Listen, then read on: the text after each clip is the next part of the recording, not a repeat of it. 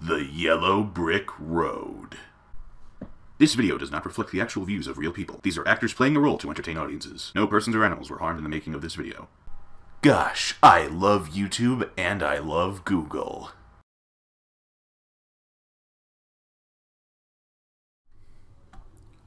Welcome back to another edition of What the Fuck is a Red Pill? This will be the Coach Red Pill edition. See, obviously it'll come off as like a mocking way, but we usually pick out people that we think have the furthest, most incorrect version of what the Matrix movie was trying to tell us. Yeah. See, the Matrix, I think, is more of a understanding a greater truth about the world or about yourself, while on YouTube it's about how to get laid or how to make money or politics. I don't know. Oh, here we go. Coach Red Pill. I'm going to analyze this 22-minute video for some reason. Probably because I'm bored. Let's do it. Name of the video is What It Means to Be Red Pilled by Coach Red Pill. And this is, of course, the problem with the creation of this gap between the mainstream narrative and reality. As this gap widens, as people become, the majority of people become more and more alienated from what the elites are saying, this is a recipe for revolution. That is where we are going. Do you want to know what it is? The Matrix is everywhere. I'm going to skip over this part. Seen this a million times.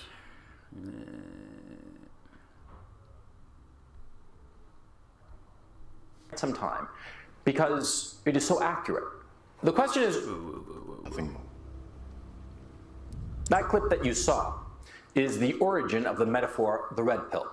Now, this metaphor, I think, is one of the most influential in quite some time, because it is so accurate. The question is, what does it mean to be red-pilled in today's society? Well, quite simply, it means that you no longer believe the mainstream narrative insofar as events are concerned, and instead look for yourself for an actual explanation as to what's going on. Well, the answer would be look for the truth, correct? It doesn't matter where it comes from. It could come from mainstream or whatever. But maybe you mean something different by mainstream narrative. Let's find out. This seems odd, because shouldn't the mainstream narrative be accurate?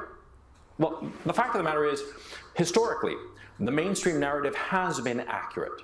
The mainstream narrative is, of course, what the elites, the cultural and socioeconomic elites, say is going on in the society. They say and report and describe a certain reality, and that reality tends to conform to what is actually going on. You can think of it like a clock face. Now, right now, the clock is roughly what? Around like midday, 12 o'clock, right? I look out the window and the sun is, well, behind the clouds here in London. It's up there high in the sky. But suppose, for instance, that I look at the clock face and the clock face tells me 12. And I look out the window and it's barely dawn. It can't be 12. It can't be 12 noon, it can't be 12 midnight, because it's barely dawn. Barely dawn is roughly what? 5:30, 6:30, 7 in the morning, not 12. See, that's what's going on with the mainstream narrative. The mainstream narrative is telling us one thing, that reality is this. But the reality on the ground, the reality that the majority of the population are perceiving, is vastly different. Now, he's talking about social reality, which to me wouldn't make sense. You'd need to start on an existential level first, right? You have to understand the pair of glasses you're using to see the world first, right? That would make more sense. But doubt he recommends that. For example, to take a very simple example, the issue of mass migration into the countries of Western Europe. Now, the mainstream narrative, what the cultural elites are saying, what the socio-economic and political elites are saying, they're saying that mass immigration is a wonderful thing for Europe. And yet the people on the ground in Europe, the people who live with these mass migrants, they are seeing something vastly different. They are seeing an incredible spike in crime rates. They are seeing a lack of assimilation by these new immigrants. They are seeing that this group of mass immigrants cost an enormous amount of money.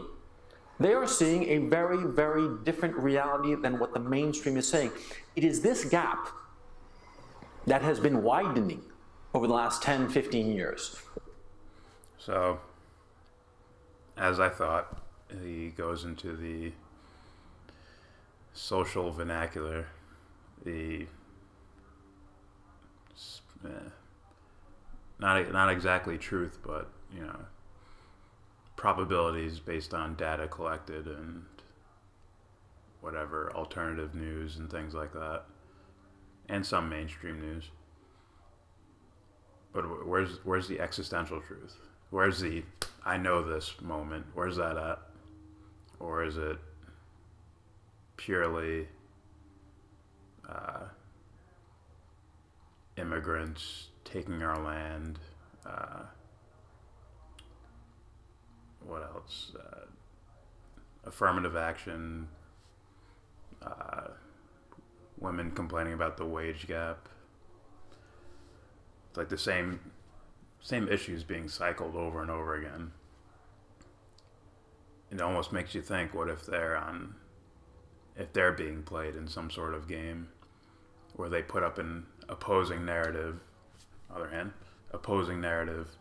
to hold up the left-right paradigm, or hold up the left-right paradigm, being opposing sides on the same coin, In order for there to be the rebel, there needs to be the institution, and vice versa, or the mainstream.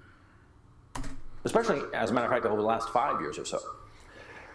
What the mainstream is saying and what is actually going on has grown apart so radically that we have created this term, the red pill, when in fact this very channel is called Coach Red Pill. Why do you think it is? It's because I am telling you things that I know that are radically different from what the mainstream is saying. I'd like to question you on what you actually know. I think that'd be pretty fun. And I think the end result will be, oh, I think this is going on. This is what's probably going on. It would be reduced to that. That's the standard for most of these arguments. They can get broken down and broken down and broken down until it's, well, this is probably what's going on, which doesn't mean you shouldn't care about it. I care about these issues. I'm not saying shun away from anything that's a probable and only stick to what you know, but can look at it as a probable, as a probability, rather than a straight up truth. This is what is exactly going on. Yeah.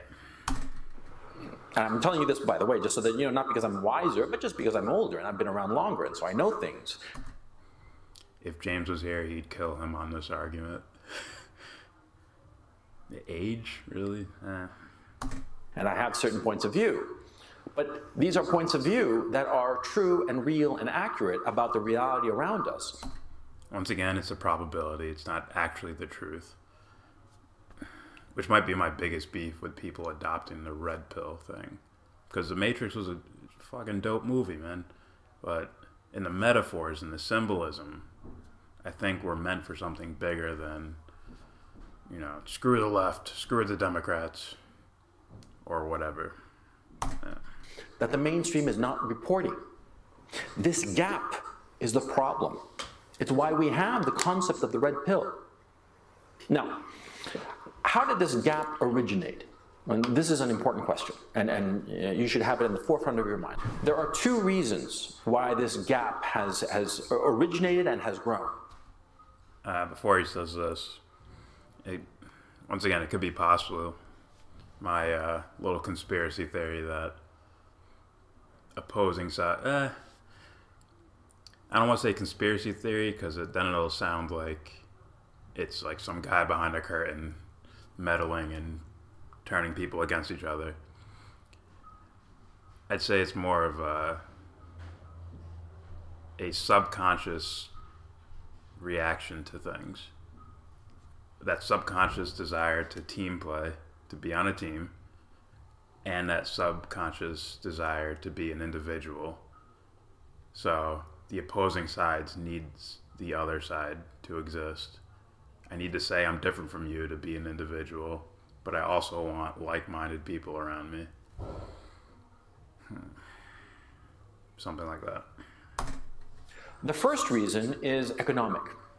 Because you see, what has happened over the last 30 years or so, ever since 1990 and the advent of NAFTA, is that the Western democracies outsourced their manufacturing base. All of the factories in the Western democracies that required unskilled labor, guys with just a high school diploma, well, all of those factories were shipped overseas to China, to Vietnam, to Mexico, and what have you.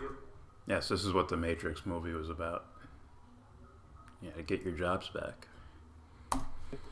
Countries that have very low labor costs.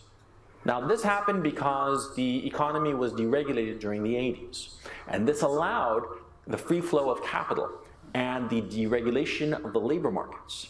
And so companies would close up their factories in the Western democracies, say in the United States or in Great Britain. They would close up the factory, send the factory to China, and send the capital to build the factory to China, build that factory in China, hire very cheap Chinese labor, build the same products, and ship them back to the Western democracies. Now, what happened was that everybody got very cheap consumer goods, but what happened, of course, was that a lot of people were left unemployed.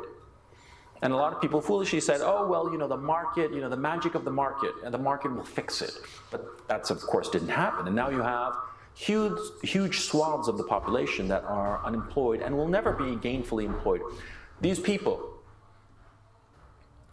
This makes me want to give the signal. It's like, I always look at, is it possible this person's a sociopath or a psychopath? He didn't even consider the poor people that are making our Nike shoes. He's just skipped right over that and went right to, well, they're taking our jobs away. They're shipping our jobs overseas. It's like, I didn't hear any mention really of, children starving, getting paid little to nothing for their labor. All right. These not very educated people with barely high school diplomas, if that, who used to have a good factory job, and with that good factory job, they were able to provide for their family, own their own home, their own car, and live a fairly decent life. Well, now those people have nothing. They have no opportunities. And that group of people comprises something like 60, 70, 80% of the population, because the only people who benefited from globalization are the top 20%, especially the top 1%. The top 1% and their service class, the lawyers, the accountants, the doctors, the interior decorators, the marketing executives, all those people in the top 20%, they benefited. They benefited from globalization. The rest of the population, the 80% of the population, they did not. I agree with that, but yeah, I agree with that. I just wish there was something more behind your speech, something more Matrix-like, the movie that is. Some meaning and some depth, some weight to it. Because I've heard this 10 billion times from a bunch of different people from all over the political spectrum about globalization and NAFTA and shit like that. Yeah. See, that was the outcome of globalization. And that dichotomy between the 20% and the 80%, you see it in every chart, in every graph of information, that the wealth and income of the 80% has remained static or has decreased, whereas that of the 20% has increased exponentially. That divide is why those people in the 20%, the elites, who create a lot of the narrative that all of the society shares, well, they are saying one thing, whereas that 80% is perceiving something completely different. That 80% includes the people who voted for Donald Trump, includes the people who voted for Brexit. You see? Because of this economic marginalization, this economic alienation. An economic marginalization and alienation that has become a social marginalization, a social alienation. Because what the mainstream is saying and what the reality they perceive is so far apart that they have instinctively and automatically taken the red pill, on the one hand. Now, I think they just realize they're getting screwed over. That, but, you know, different definitions of red pill. Fine. Whatever. that's one cause of the red pill, of that gap between the mainstream narrative and reality. The other reason is something even more pernicious. It is the cultural Marxism that has permeated higher education. Because from higher education, this cultural Marxism, the social justice warrior bullshit, the whole notion of social justice, the whole notion that the Western democracies are inherently evil, well, that very, very pernicious, that very evil ideology, because it is an ideology, that has permeated not just universities, but the students, and those students have gone on to the corporations, and now it has permeated the private sector. I'm thinking, my opinion, that the social justice warriors, I think their actions aren't because they believe the country's bad, as much as they think of the country as not good. And it has a history of being, you could basically call it neutral. You know, they're not actually bad, but they're not good. It's like a neutral position. Almost like apathy. Something like that. Also, the SJWs, you know, filing into the corporate seats and all that. I'm not sure about that. I don't think those guys who can ship jobs overseas and have little kids make their shoes, I think they're more of just co-opting ideas because they're playing off people's moral instincts. I think I said this before, that the human value, what people value the most, I think, is a moral person. That's who's valued the most. And certain entities understand that, so what they do is they clothe themselves in moral ideas. And then the whole quagmire of people not being able to read other people's minds or understand another person's motives clearly. So all I can go off is how a person talks, or maybe their actions from time to time, to say whether they're a good person or not. If Nike was openly announcing that they're shipping jobs to overseas so they can pay very little to have their shoes manufactured, and you know it's causing you know, poverty and shit like that in these other countries where they get paid, you know, very little. If that was part of their marketing scheme, people wouldn't buy Nike. They need to present themselves as moral, which is why they're using the Colin Kaepernick thing. So you can't just say corporations or SJWs file into corporations, you know, after their schooling, and then they sort of shift the narrative of things. I think it's more of a co-opt. They buy your culture, then they sell it back to you. So, unless there's nothing more to a person than just the on-the-surface appearance. Especially in the upper echelons of the private sector, in the C-suite. You know, the corporate executives, the CEOs, they believe this bullshit. They believe this ideology. They're also, I think CEOs are the highest percentage of psychopaths statistically. Granted, I don't really like to use data points and shit, but that's what I heard. I don't know. And this ideology has nothing to do with reality, like all ideologies. See? So, these It does have something to do with reality. It's people's desire for morality, for seeing morality in other people. Morality is a real thing. SJWs who inhabit the C-suite, these SJWs who are controlling the narrative in the media companies, well, they're all of one line. They are progressives, quote unquote. Now, notice that in all media companies, in every medium, be it painting, be it literature. By the way, Jimmy Dore would disagree with you on the definition of progressive. They're pretty much anti-corporation, anti-Wall Street type things. Be it television, be it film, everybody believes the same politics. You have an outlier here or there, one random person who thinks a little bit different, but for the most part, everybody's a good progressive, or at least that's what they say. They have to, because they recognize that today, in today's media environment, it is so intolerant.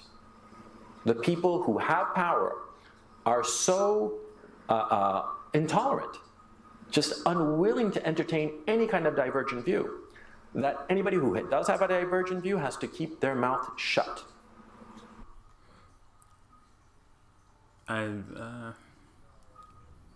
Yeah, I sort of agree with you, at least the shit I've seen.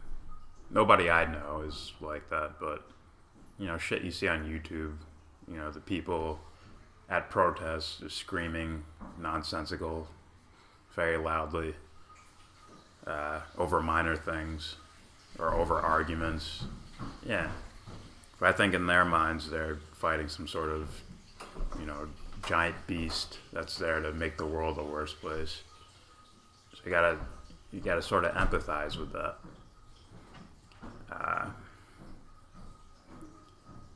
This would be me speaking to more of this guy's audience rather than him himself. If I had to guess, he's sure about his opinion on this, and we'll probably offer some not so healthy solutions to all this. That's just my opinion. So what has happened is that this cultural elite, also the co-opting, just like the corporations co-opt culture to say, hey, we're one of you guys, and then they sell it back to you. He's sort of co-opting that thing, that corporate, you know, bastardization of healthy culture and let's make as much money as possible. That's how he's looking at SJWs. Rather than actual people, he's taking the facade that corporations have created and he's arguing against that. And now he's telling his audience that this is what they are. The kid on the college kids on the street with the picket signs yelling shit, like they're the same as these corporate guys over here. They believe the same thing. It's like, I don't think so. I don't. Which is why, I try to separate his audience from him himself. In this situation, he's like the corporation. Just my opinion. All think and say the same thing. There is no viewpoint diversity. This cultural elite, this top 20% of the cultural elite, the ones who decide which books get published, the people who decide which video on YouTube to put into limited state and which to ban outright, This cultural elite, because of their ideology, they believe in a narrative that has nothing to do with reality. They are in their own little bubble. And through their power, the power that they have by way of control of the media, they are pushing a narrative, pushing a reality that the Western democracies are evil, that the Western democracies are inherently racist, sexist, what have you. And that you shouldn't date single moms. They're just bad for you. Bad idea. They are pushing degeneracies and decadences like transsexuality, pedophilia, and all the rest of it. They are inherently racist, sexist, what have you. They are pushing degeneracies and decadences like transsexuality, pedophilia, and all the rest of it.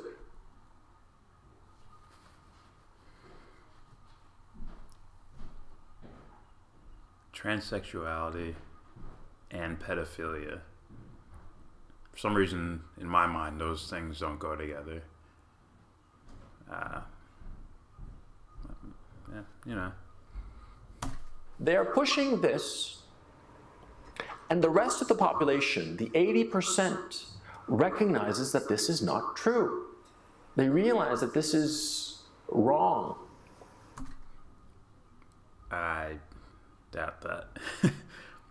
I doubt it's 80%. And I think if you ask a normal person, they'll judge things as they are on their own merit. Like, should a guy be able to dress up like a woman, call themselves a woman, and sleep with whoever? So yeah, what if they sleep with children? No, that's bad. That seems pretty simple to me. And I think that's what most people would come to the conclusion of. But once again, you need to co-opt, build teams up, build the ideologies of the teams, and then pit them up against each other while all the normal people sit back and watch. You know, like 80% this and 90% that. It's like, yeah. And so you have the narrative of the elites separating from reality, the reality on the ground.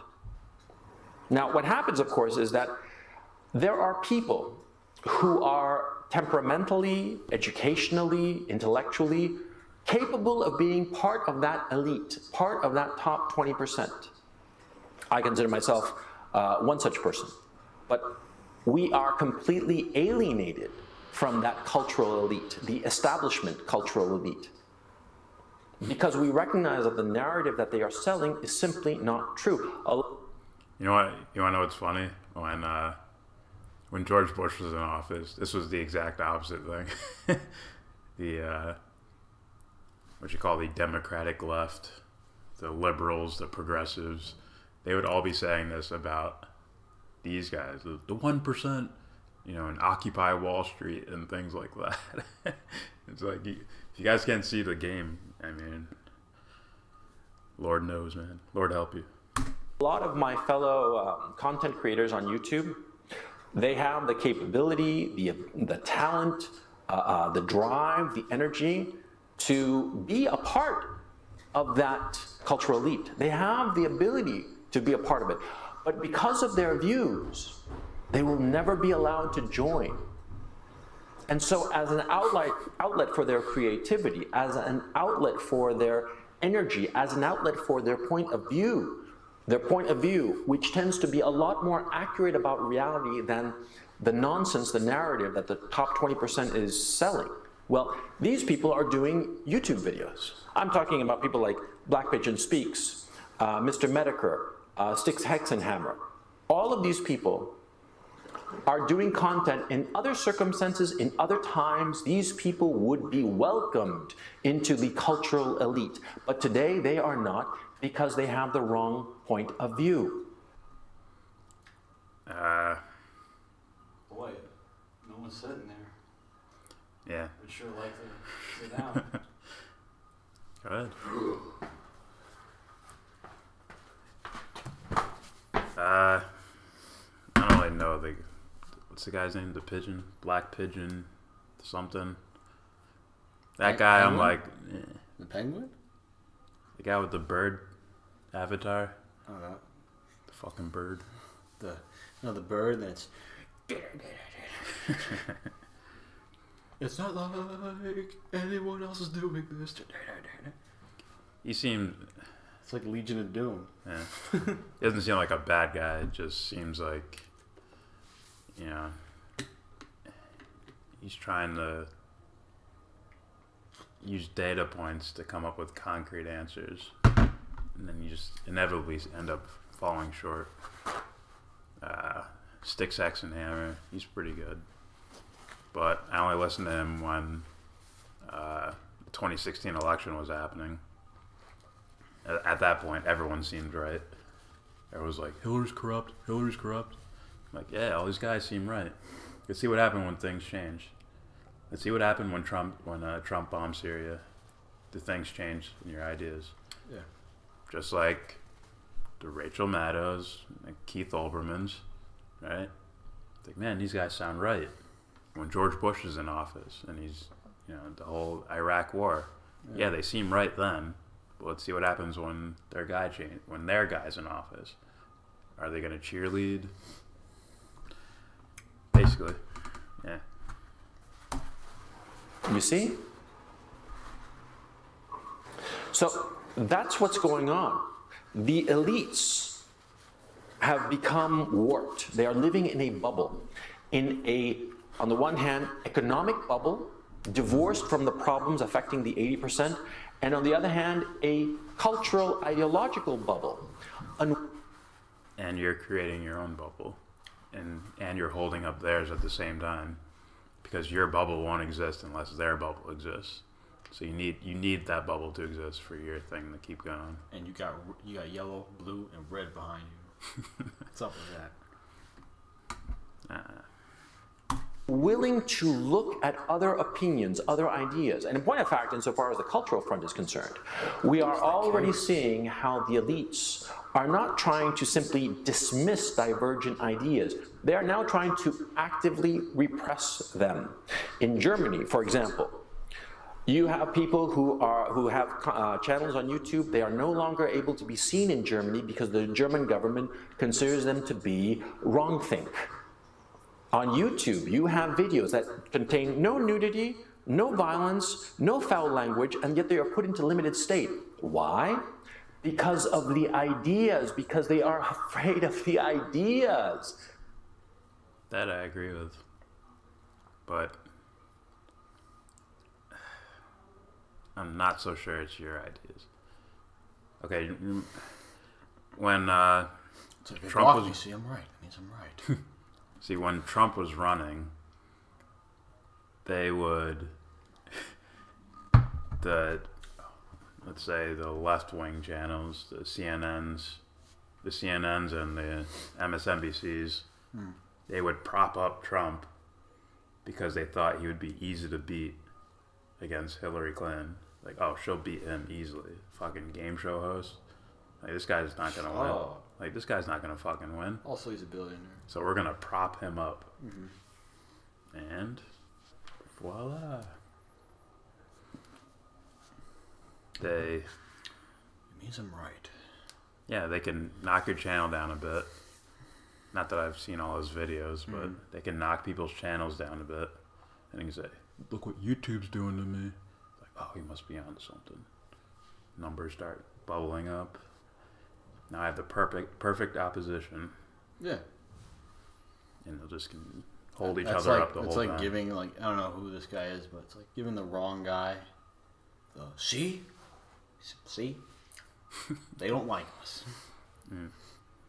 That's why we get called soy boys. I got called a hippie. We get called hippie soy boys on one hand. Hippie soy boys. And probably like right-wing lunatics on the other hand.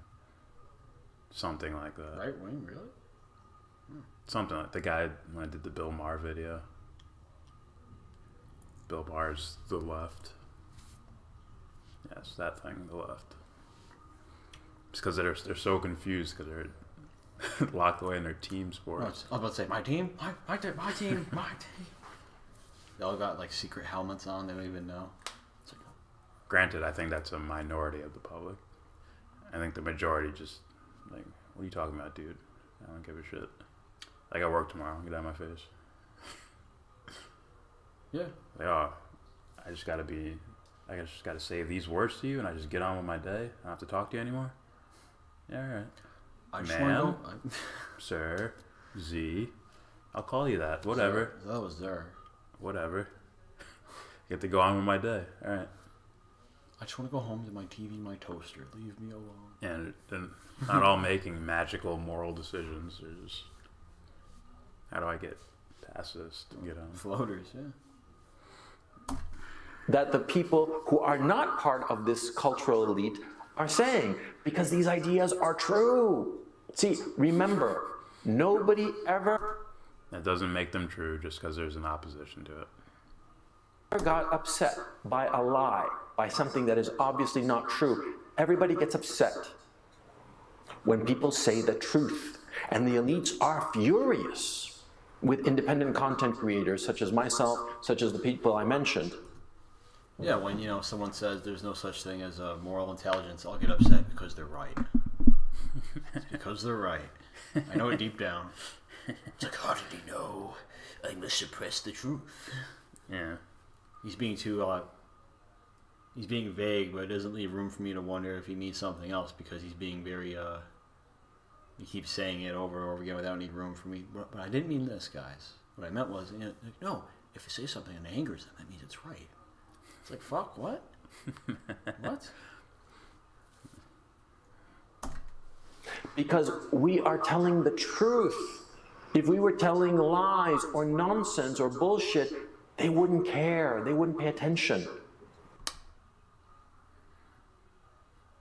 Once again, they could be co-opting you without even realizing it. Mm-hmm. That For example, there's reason to believe that government, like parts of the government will purposely put out things that are true, like on Reddit, so that you believe it, and then they'll do like a 180 on purpose. Yeah. On purpose. That's what people think about the Q thing. QAnon. Well, I mean that's a lot more obvious than the whole the whole Reddit thing. Kind of, I had no idea. The Q thing, I was like, who told who to put this up? Who did it? Was it you, FBI? Also, if we want to follow your logic, then Alex Jones is the biggest truth teller on social media. Or, that was on social media. I wonder how that happened. I wonder who told them to do it. I wonder who made the call with an Apple phone that you can get at your local stores. Onward. That's why that recent right-wing watch article that tried to smear everybody as alt-right, Nazi, white supremacist fascists. Why do you think that hit piece came out? It's because these people are telling the truth. It's because these people, their viewpoints, their point of view, their ideas, they're accurate. They are accurate representations of reality, whereas the cultural elites are not representing reality anymore. They are talking nonsense. I mean reality or society? So society doesn't live in reality, you know? Yeah. What goes on there? Killing me did it. It's the truth. I'm like, yep, you guys don't live where I live. Yeah. I don't think it's nature that's like, okay, we're here and there's people over there. But I think people try to do that. We're people and that's nature over there. Nature doesn't like that. That's I'm trying to be different. Primary colors. Primary colors. Hence the red pill. Hence the idea of the red pill. That's what it means to be red pilled. I think The Matrix came out before you guys were all talking about it being red pilled. Matrix came out in 1999. Wasn't there a comic? So it's even earlier than that? Usually, No, I thought it was an original screenplay. And the Animatrix was like a offshoot. No, they had a hand in it. No, it wasn't based on a comic. I believe they wrote the original screenplay. Just like calm that down. one lady that threatened to sue them. Like, I wrote right. The Matrix. That's right. I heard about that. Yeah. So, it wasn't a comic before So that. those brothers are liars. Maybe. She lost the suit. Oh. So, either way, I think when the term originally came out, everyone was like, oh, like deep philosophical thing. And like, what does this mean? Okay, red pill means some sort of truth or awakening to reality and blah, blah, blah, blah, blah. And then you guys, no offense, but guys like this seem to co-opt it and sell it as, here's how you get laid. Oh. Here's what's wrong with the government. Blah, blah, blah, blah, blah. Here's how you go. Oh, it's like. I think he does it too. This is the same guy who was like, don't date single moms. What? And he made a whole video on reasons why you don't. Oh, this is the guy? Hey, that means there's something wrong with it if they're single. And their No, it doesn't. And their husband didn't die or anything. That means there's something wrong with them. So you don't date single moms. This guy's a fool. Well, He's a coach. He's a red pill coach. I yell at 12-year-olds and I. No. Alright, just keep this under an hour.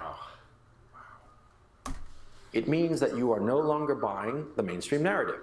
Now, there's a problem with this, a big problem. Once again, just because it's about truth, it doesn't matter where it comes from, the mainstream can say something true. The point is the truth. That's the point. A very dangerous problem. And that is the notion of falling into conspiracy theories. You see, traditionally, the mainstream offers up a story about reality. For instance, to take a non-controversial example, Elvis died in 1977. He died. He died of a heart attack because of too much booze and too many cheeseburgers and too many drugs. And you know this because you were the doctor and you were the what are they called? You did the autopsy. I can't remember the name either. So you know that completely. Truly, you know that as a truth. The creepy guy that snuck in and did stuff with the dead bodies when everyone was gone, and I can see your tests here. The difference between probability and truth. Here it is. This should be, any fans of this guy, this should be a blatant example of, okay, these are just his opinion. He's not saying actual truths here. I should go find the truth, rather than he's saying he knows and that this is the truth and I'm a fan of his. So you're saying, if I show some 99%, he would say, yeah, that means it's true. Or Okay. he'd speak about it that way. Oh, all right. I think if you laid it out, it's 99%, you say, okay, that's not 100, so it's probably true. And that's all you got to say is it's probably true. That says a lot. Whatever. Right? Now, there is a fringe that does not believe this. The mainstream narrative says Elvis died in 1977. And the vast majority of the middle, the right, and the left, the vast majority believe this statement, this narrative. But there is a tiny fringe that believes that Elvis didn't die, that he lives on. And nobody pays much attention to them because it's such a ridiculous notion.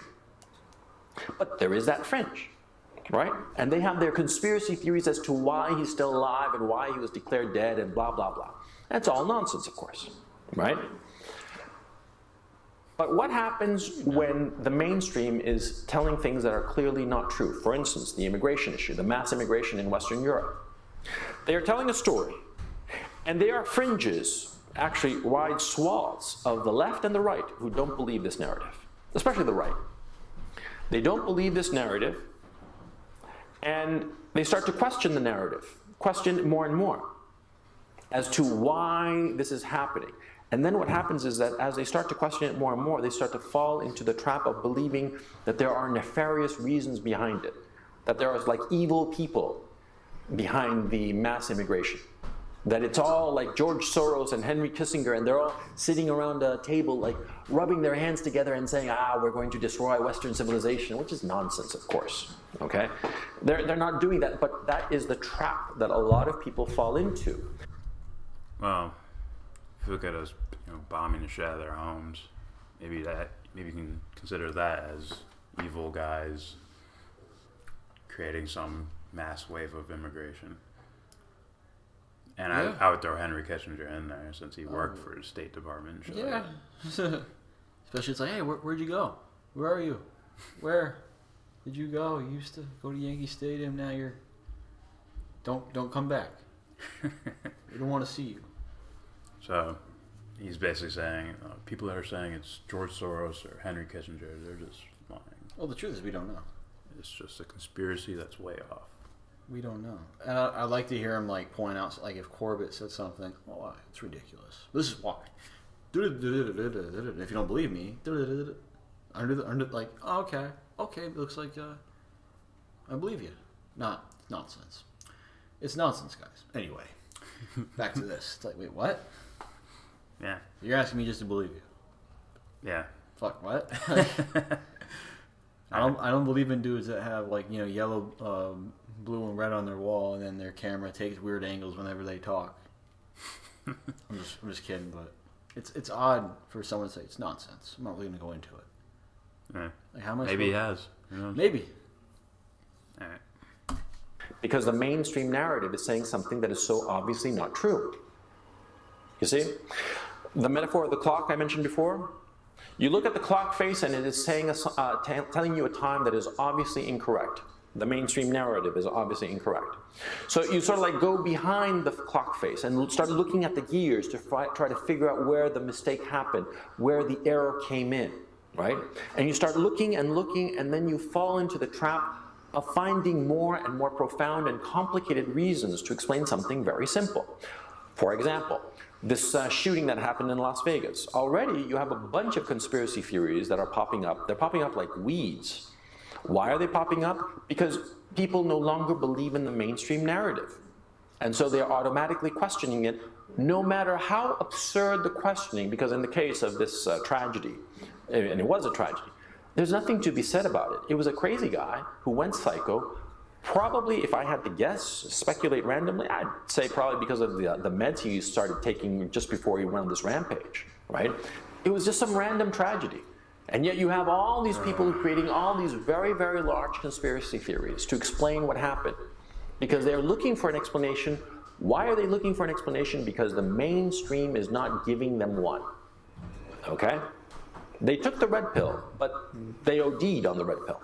They've OD'd on the red pill, and they look for explanations, conspiracies everywhere where there are none. It was a random act of violence. Well, I think a lot of people look into conspiracies just because they're interesting.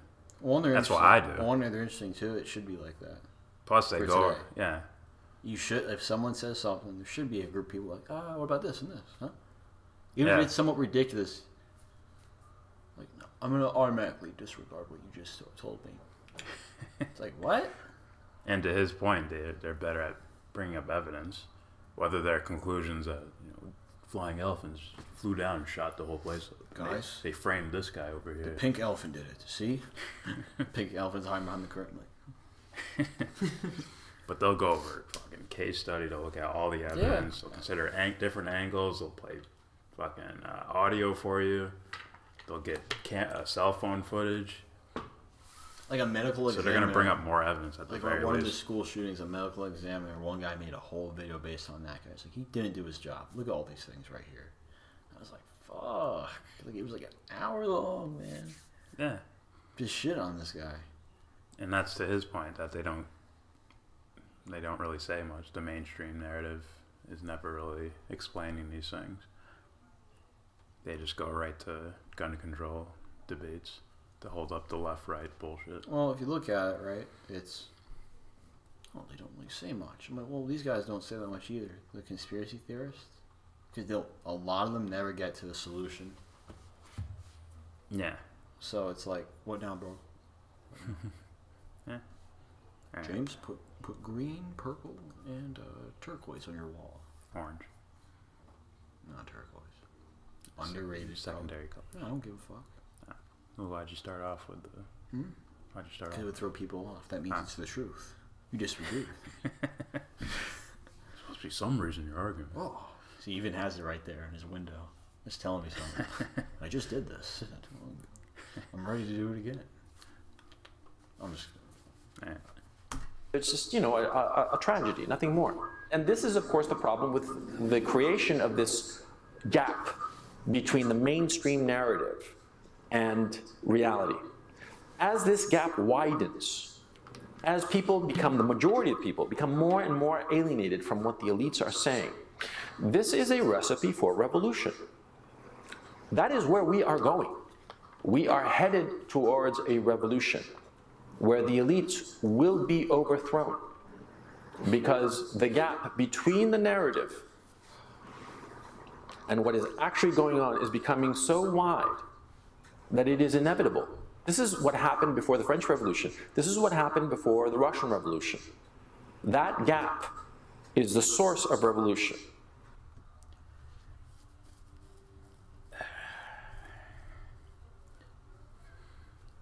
You know what's odd? It always goes back. So it makes you think, is it really a revolution? Or is it just, listen, these fools will believe this, watch this. Come on, guys! Now what do we do? I can help you. We never seen him before, he's new. He'll help us.